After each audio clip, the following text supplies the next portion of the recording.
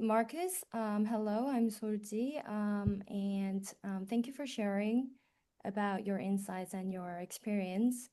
I have one question regarding like after since you've gotten yourself free from the addiction of food, like were you completely free? Did you feel like completely free, or was there another kind of addiction towards other um, aspects of life, like other than food? Like, I want to know, like, whether you felt Okay, completely okay, free, I like, understand. yes. Okay. So I can switch from one addiction to another addiction. So I get rid of this addiction, then I found another distraction. That's mainly happening to the so-called Breatharians that try fasting, and they switch from one another because you haven't dissolved your issues with yourself. So actually, that's the point. You have to dissolve your issues, and then when you are dissolved, have to have to solve your issues with yourself, then you're actually free because then there is no desire anymore for food. Then you only live freely, and when there's time to enjoy some food or whatever, then it's it. Free, completely free. Yeah, that's I'm free. And I'm happy that I'm free because then I depend on nothing. Because you depend on something, then it's always struggling to obtaining it. Thank you. I want to ask whether there was addiction towards anything else than food, like, or Something if else. food your only addiction and like what we should be all free from, or No, right now, no. The point was always, okay, when you have no time for food, you have to understand when it comes inside, Marcus, you look sorry, for let's this. turn off the video. I'm very sorry for interrupting. Marcus, let's turn off the video. You're cutting up. So actually, you're looking for distractions. So first, it's is a stimulation. Because when anxiety comes, you want to turn off the anxiety. So then you maybe when you do not find food, then you're distracting with your cell phone or distracting with something else. And actually, that I discovered by myself, and I said, no, I don't want to distract myself. I want to know why I am searching for distractions.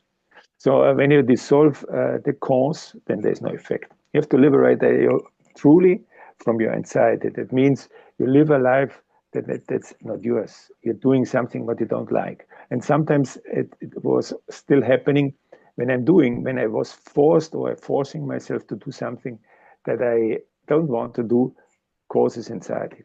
It's inevitable. It drives you into anxiety, and then you're searching for distractions.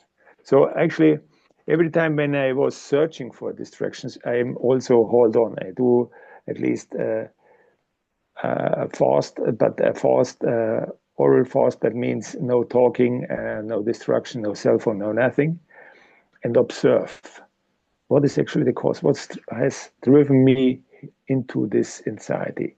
Because otherwise, you are stuck. You are repeating. You're in a, what you call it, in a vicious circle, and there's no exit. Okay. okay, thank you for your answer. So what I understood is that food is one of the distractions or the addiction that we hold on to, but that is just one of the causes. Like what you focus on is to find out what causes the anxiety within you that like forces you to find these disruptive addictions. But I think the key to that question, Soji, is also because he was saying that, mark me if I'm correct, Marcus, that you can enjoy the fruit without having needing it. Is that kind of Yes. an important thing? Exactly. It should not drive you into it. It should not be a tool or something that you use to calm down your anxiety. You should be in completely peace with yourself, then you can enjoy something. Otherwise, it's only a distraction. Otherwise, it's something to calm down your anxiety. A drug. Okay, Marcus, what does sleeping, sex, and the occasional eating look like in a breatharian person? So what is their relationship with sleeping? What is their relationship with sex, or the other sex, or masculinity and femininity? Please elaborate for us. Okay. Actually, you have to understand what sleeping actually means. That means taking rest. So when you intox your body, the more intox you give your body, even emotionally, that means stress, your body is looking for sleep that you actually can experience. When you eat too much, then you actually have the desire to sleep. So when you eat less or eat nothing, then actually you can free yourself from sleeping. But it's automatically. It's depending on your activity. When you do certain activities, then of course your body says, "Okay, let's take a rest," and that's it. But it's in my case maximum 2 hours. 2 hours is taking a rest. The rest you can do any activity. Then the next aspect is very important. It's sexuality. So sexuality is something what you were taught that's actually not very active when you in fasting, for example, the libido goes more or less to zero. The desire for sex goes to zero. Then you can see, and every time when you start eating, then actually starts the desire for sex, and that means actually food controls your sex life. So there is no consciousness. There's no consciousness with true sexuality, because we have to separate procreation from sexuality. That maybe in other moment we can talk over it. It's a little bit for most people a little bit complicated, but when you understand that you actually a manifestation of your consciousness, then there is no sexuality in the conventional manner needed. So the conventional manner of sexuality is a behavior of an animal, and you can see it. You act like an animal and do not treat well the others. You only want with your ego satisfaction for yourself. The ego can never do or give love, because ego is Okay, designed to Marcus, I'm very sorry. I'm gonna have a hard stop say, here, and I'm just gonna ask you, then does this mean having yeah, sex yeah, in a proper way? Like, let's say without ejaculation, some texts go into like white tantric practices. Is this what you're referring to? Or is it altogether no, some different kind of love that is not sex? it's a different kind of love, but of course you can um, apply sexuality, but this sexuality is a sexuality of innocence, like childs do, with no interest. Your sexuality is with an interest, with search for satisfaction, and whatever. There's a lot of confusion nowadays in the sexuality, but it should be like childs do: explore, play, but with a nice, kind, and an honest way. That's actually a sexuality. An ego can't apply sexuality. Ego always applies his program, how he learned to apply sexuality. Okay? Then, Marcus, then does that mean your sexuality has changed from before you were a breatharian to after? Like how you kind of deal with the opposite side? Yeah, of course, because there's no need for it. Because I know there's no need and there is no desire. A desire can only be born when you think you need something. When you know they need nothing, so then there's no desire. Desire will be always created by something. And of course, it can be born, but the only thing what I actually desire the true sexuality, maybe to play, but therefore you need a partner who knows how to play, because the most people are in their ego, and then this makes no sense. But therefore, I actually do not care. That's the point. I do not search for it. I do not want something. I know what I don't want. That's for me clear. And I'm so sorry, but one last clarification. But that means that in a highly spiritual person who's not acting an animal can employ sex, and a follow-up to that would be like, would they want children? I wouldn't say this way. I haven't experienced it yet, but that's for me the only way. Because when you see or when you have experienced the first time, you was or everybody were like children's explore your body, explore other bodies, but with a very innocent way, with no take advantage of the others. But then they will say, no, that's dirty, don't touch this, do not that, and so on. And then it turned into something on a sexuality of secrets, of something that you have to hide. You have a sexual drive, and but you can't live it honestly and openly. So you do it secretly, and then you learn to do something what's actually completely confused. But the main problem is that you're acting or doing sexuality or apply sexuality with your ego. When you apply sexuality with your true consciousness, with true love, then it's a completely different. Then there's no anxiety, because nowadays you want sex, I have to have sex at least once a week or whatever. They're inventing causes, I don't know what. But that's the big confusion with sexuality, because it's also a big business to confuse people with sexuality. Markus, you've talked about it before too, but you say we need to separate sexuality and procreation. But again, going back to observation, like when you say that you've ever seen a child being like conceived, like and born without sex, like how can you say that, like um like, you know what I mean? Yeah, because science knows nowadays, or at least the last, even more, I would say even 80 years, that you are not a creation from mom and dad. You are a creation from consciousness. You are a manifestation of consciousness. That science knows. So it's not depending on mom and dad that a child will be born. It depends if the consciousness manifests itself in the womb of a woman. But we are programmed to have we have sex or procreation on the conventional way, that we behave like animals. And then we create, in my point of view, only called it zigoto. It's like a cave. And in this cave, you manifestate yourself with the stem cell. Because the stem cell, you do not come from mom and dad. Because mom and dad can't create consciousness. Stem cell, where is it coming from? Isn't it from the egg and the sperm?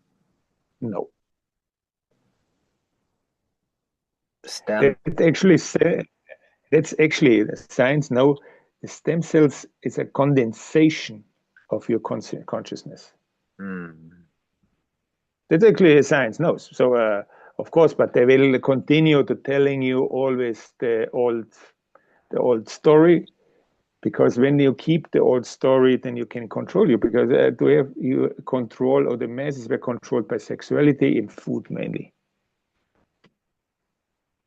We have to change. I'm talking here not of something science. I'm talking about something that I can observe. When I can observe via manifestation of our consciousness, then we do not need men.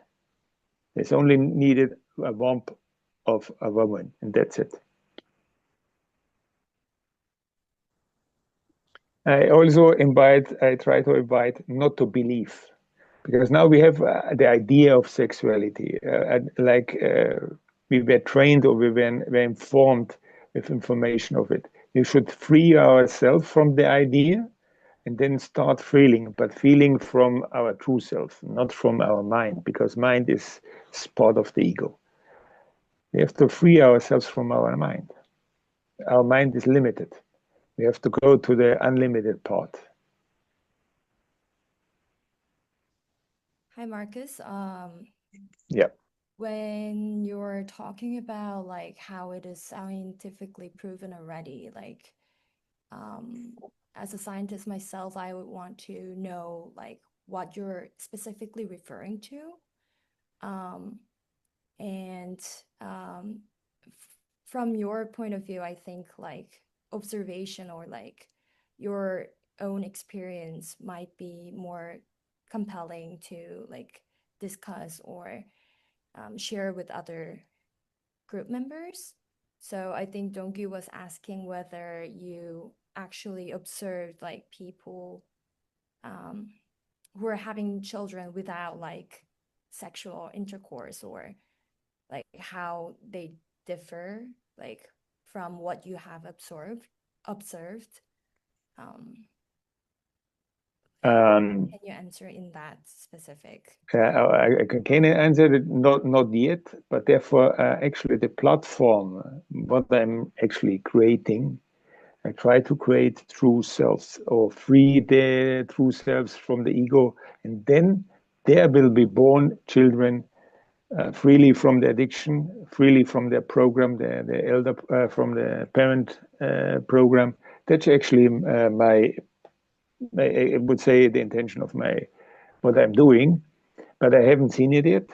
But there are a lot of examples. Yeah, the famous example is the Virgin Mary. But of course, you will say, "Oh, that's a story in the Bible." But everything else is a story.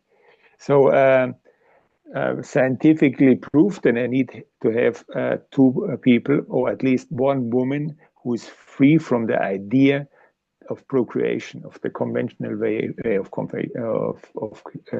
creation, and free of that you have to be in your true self. That's actually what we are trying in the tribal life, to be in our true self. Okay, answered or a little bit more detailed? Okay.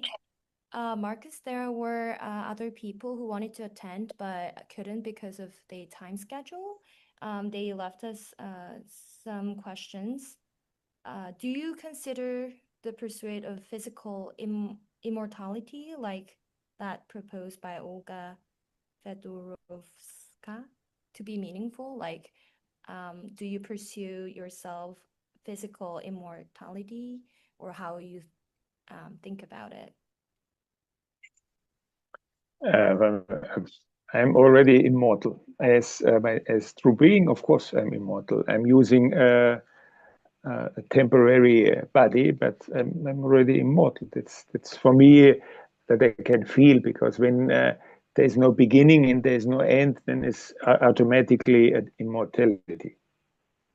That's what the most people do not understand. That exists only in the present. When there is no past and there's no future, and this isn't it always only exists the presence, then it's already only exists immortality.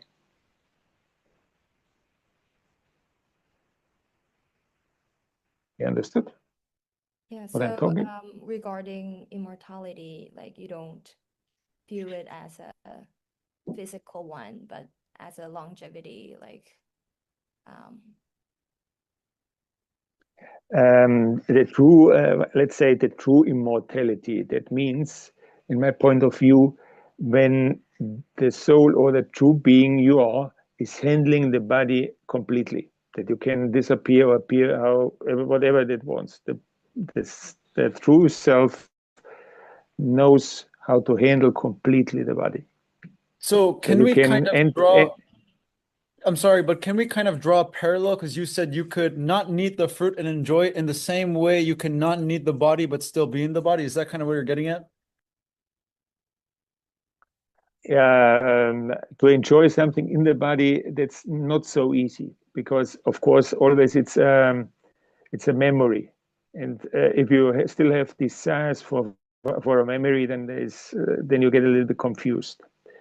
But when you're in your true self will actually always want a complete freedom from that. That's actually, I'm observing myself to get to the stage that there's completely, there's no emotions anymore. Emotions, yeah, you understand what I'm, emotions is that you're reacting on the illusion.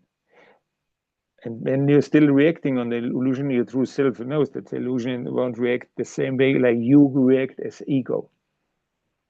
And when that's happening, then you're completely free. That's actually what I'm, actually what my soul or desires, that I do not get involved in nothing. Me talking Markus, that Markus is out of range of it. And then actually, then the soul or the true self can operate any part of the body because he is operating already, but very limiting. For example, to lift up the arm, you only change the structure or the spin of an electron. That's what you're doing. And who is changing it? It's that you do by your mind, but it's doing by your mind, ego mind, and its ego mind is limited. When you take off the limit, then there's infinite possibilities to do with your body. And that's actually what you maybe call immortality.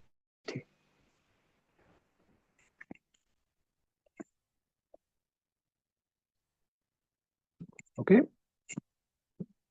And then the part I kind of lost in translation, Markus, was when you were talking about the spin of the electron and lifting the arm. Can you go back into that? I can explain it a little bit in detail. To lift your arm, you need actually proteins that are enzymes. They are on the top of the muscle. That's a type of protein. And these proteins stimulate the muscle that you lift up or move, do any movement on the muscle. And in the protein, there are molecules. Inside the molecular, there are, of course, atoms. And to change the structure of the molecular, you only change the spin of the electron of one of the atoms. And that you do by giving an order to this electron. But that you do not physically, that you do by your mind. That's actually how it works. Your body works by information, not by nutrition.